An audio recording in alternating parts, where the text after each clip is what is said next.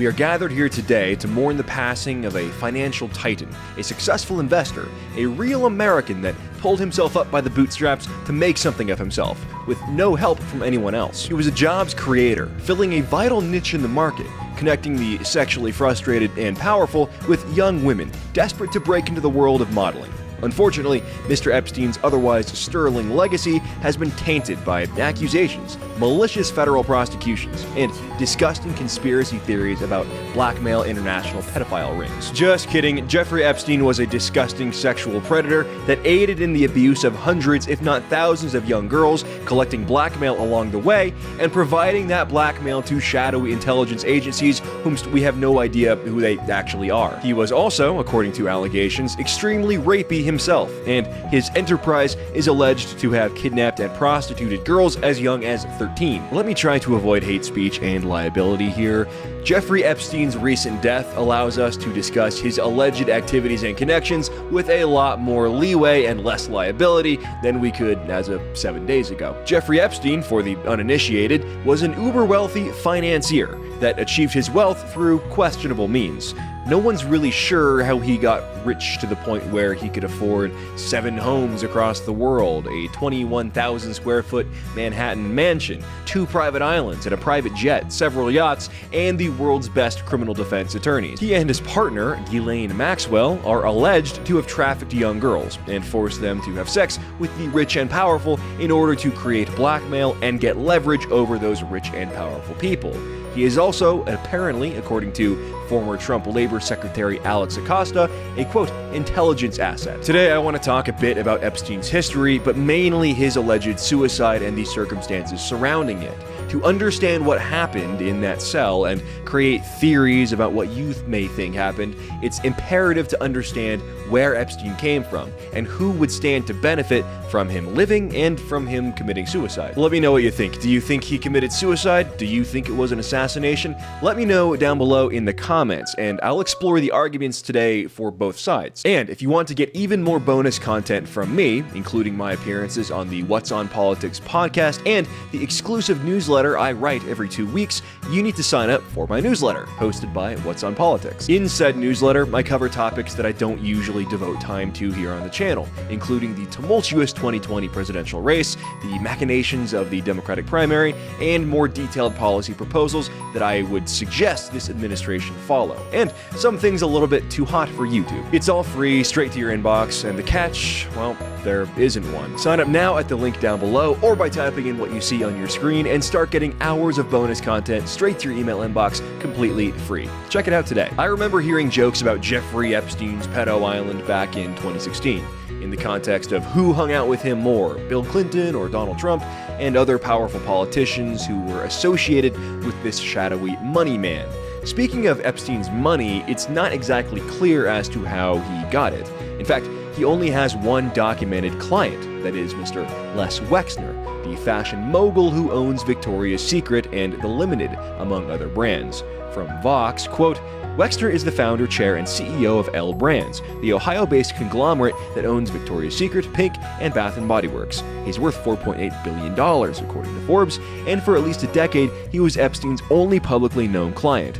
Wexner himself hasn't been accused of any wrongdoing, and, according to a spokesperson, has severed ties with the financier over a decade ago. A new report from the New York Times reveals that in May 1997, Jeffrey Epstein posed as a talent scout for Victoria's Secret, the multi-billion-dollar lingerie giant owned by Les Wexner's L Brands, in order to lure a model named Alicia Arden to his hotel room. There, according to a police report filed with the Santa Monica Police Department and obtained by the Times, he told her to undress, groped her, and said he wanted to manhandle her. Even by the standards of privacy-obsessed billionaires, Epstein's business practices are shrouded in mystery. Actually, he may not actually be a billionaire himself, per Forbes, despite the many headlines that label him as such. In a 2002 New York Magazine story, a prominent investor suggested that many of his reported claims, employing a staff of 300, managing Rockefeller money, were pure bluster. It's like looking at the Wizard of Oz. There may be less there than meets the eye. The Wexner link, though, is well documented. SEC filings from the early 1990s through the mid-2000s list Epstein as one of the 3 trustees of the Wexner Foundation, as well as several of Wexner's other prosaically named charitable organizations, including the Arts Interest, Health and Science Interest, Health and Science Interest 2. Jeffrey Epstein went from being fired as a teacher at the Dalton Prep School, which is a prestigious prep school, to becoming an uber-wealthy, private island-owning finance guy by working with a billionaire. One billionaire. If it sounds like he came out of nowhere, that's because he literally came out of nowhere, according to a former executive that worked with Wexner. Les Wexner also apparently sold Jeffrey Epstein his $20 million, 21,000 square foot, 7-story New York City mansion for only $1. This is the same mansion where prosecutors allege Epstein, quote, sexually exploited and abused dozens of minor girls, and kept, quote, hundreds and perhaps thousands of sexually suggestive photographs, including some of underage women. And it's the same residence that was raided by police, and when they went into the safe, they found a safe full of DVDs. Those DVDs were labeled Young Name plus Name.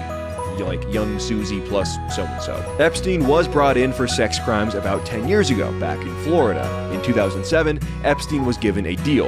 In exchange for taking a lesser charge, he would not be prosecuted for any other offenses he had previously committed. This is known as a non-prosecutorial agreement. This non-prosecution deal was presided over by Alex Acosta, who would later go on to become the labor secretary under the Trump administration. When asked about the deal he gave Epstein, Mr. Acosta has allegedly said he was not going to charge Epstein too heavily because he had been told not to, because Epstein was a, quote, intelligence asset. That is, he was working with some intelligence agency. We don't know if it was domestic or foreign. Could be FBI, CIA, Mossad, MI6, any number of agencies. We don't know. I don't believe there's any way Epstein became as wealthy as he is, apparently owning homes in several continents, planes, yachts, private islands, by managing one man's money, especially one man worth only $4.8 billion. From what we know, it seems that Epstein presented himself to the public and to others as a finance guy in order to explain his exorbitant wealth, but that wealth was actually coming from various intelligence agencies. In exchange, he was providing them with blackmail of the rich and powerful he had created at his private island and his other residences. This blackmail was sexual in nature and involved the exploitation of young, often underage, girls. This blackmail then allowed the intelligence agencies to manipulate executives, world leaders, and yes, even presidents into doing their bidding, and not the bidding of the people they were supposed to be accountable to. And now, Jeffrey Epstein is dead in an apparent suicide. If we want to understand Jeffrey Epstein's death, we have to ask ourselves who stood to benefit from his passing. To do that, we need to look at what actually happened when he died. The most obvious thing is the termination of the criminal investigation. The girls that say they were abused in Manhattan or on Little St. James Island or elsewhere, their opportunity to seek criminal recourse is over. It also means that any further investigation is likely to come to a halt. There's no more case to be investigated, no more crime to be investigated if the alleged perpetrator is dead. In my mind, this is one of the strongest arguments for the theory that Epstein was actually killed. The people whose names are on those DVDs, Young Name plus Name, they don't want those names to become public as part of any trial, and there was always a chance that Epstein could attempt to get a plea deal in order for more favorable conditions. He was going to go down probably for life. He was not going to get another one of these sweetheart deals, so he would likely try to make his accommodations in jail as good as possible. He would try to argue for placement in a favorable facility, that kind of thing. And those are all things you can do when you work with prosecutors and you're willing to give them more information.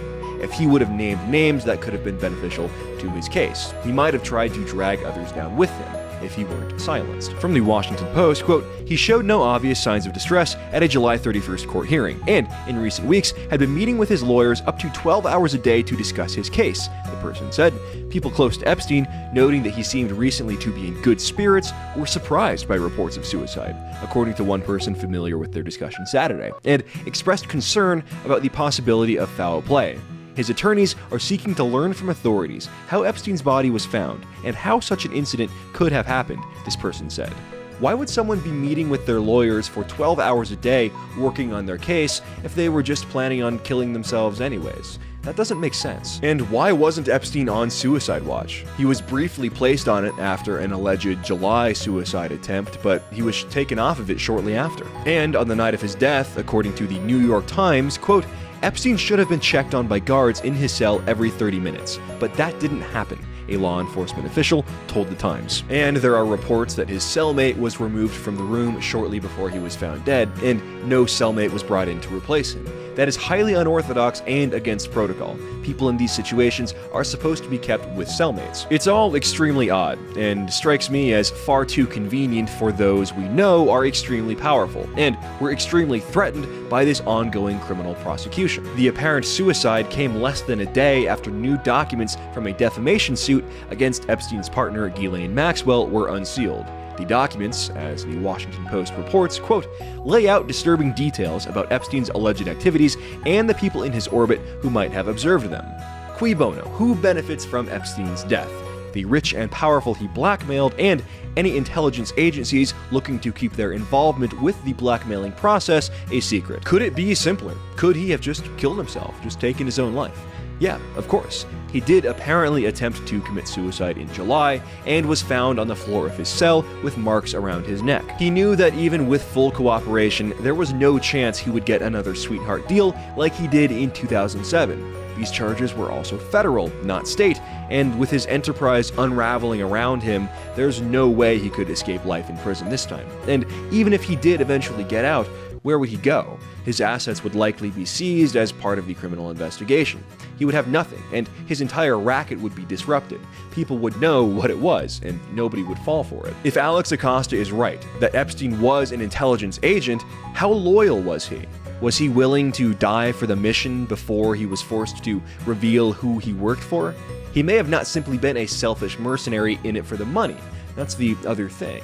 He may have been a true believer. He may have truly believed in the objective of whatever intelligence agency he was working for. If he was a true believer, if he truly believed in the mission of whatever that intelligence agency was, and wanted to put the well-being and the mission first, I could see him being willing to commit suicide and to take his own life before being forced to compromise that mission in a court of law. If he were forced to name names and provide a list of people who he serviced at his island or other properties, that would take away all the leverage those intelligence agencies have over those people. The holder of the blackmail has the power over the blackmail target, but only as long as that information, the blackmailing information, does not become public record.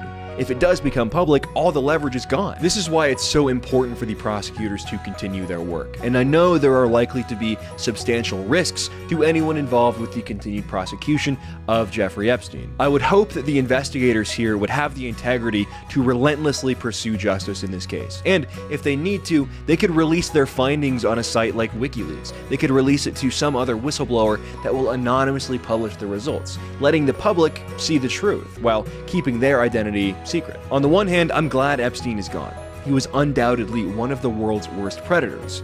With his death, we may never know the extent of his evil empire, but then again, I doubt he would have revealed much of that information anyways, even under the most extreme duress. At least this way, we know he's not abusing any more girls. As far as how he died, I don't think we'll ever get an explanation that is good and thorough enough to quiet all of the whispering surrounding these suspicious circumstances here. All we know for certain is that any powerful, wealthy pedophiles, rapists, and abusers in the world's halls of power are sleeping more soundly tonight.